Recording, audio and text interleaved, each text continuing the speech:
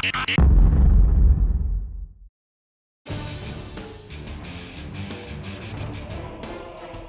gonna be our last back workout for the North Americans. Training with Nick, my client. He's doing a master's, 35, 45 and open middle. This will be the last heavy day. Mostly free weights. We might do a little touch-up work once we're in Pittsburgh to contract and pose a little bit, but this is it. It's the last hardcore back workout.